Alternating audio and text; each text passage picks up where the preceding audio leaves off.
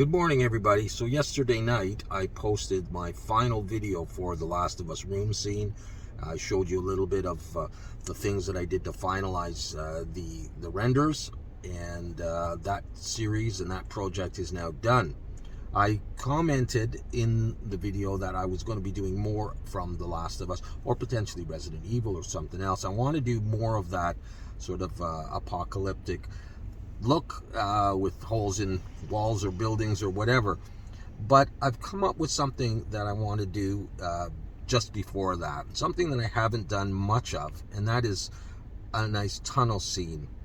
And so I've been looking at references, and what I'm envisioning is a tunnel that you're looking straight into, not one that curves. I sort of did something like that when I did some Subnautica stuff, the underwater, whatever those things are, underwater units.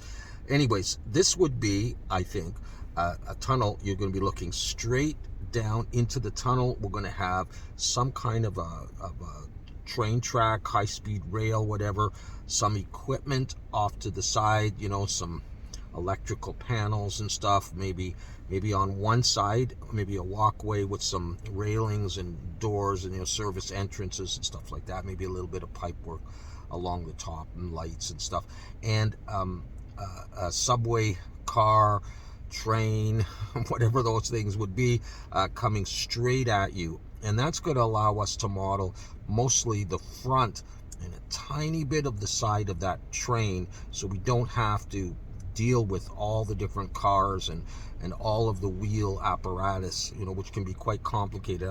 I want to keep it kind of simple, so the thing's coming at you with some bright lights and windshield and windshield wiper and whatever the paneling that we would need to put on the front of that thing coming at you.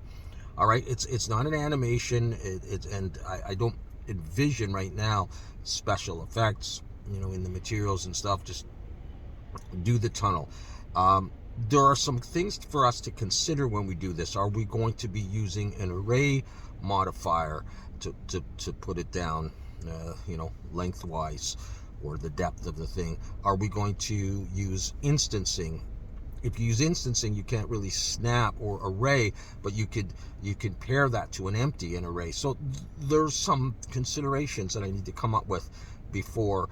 But I think what we'll do is we'll start by blocking it out and getting the tunnel down and the concept of the tracks, and of course beside the tracks, normally, if you're gonna have a high-speed train, it's probably gonna have a pretty clean tunnel, but I'm thinking of a little bit of rubble in there, some rocks that again we may be using this scatter add-on for Blender, or I might be using Substance Designer to do rocks and stuff like that.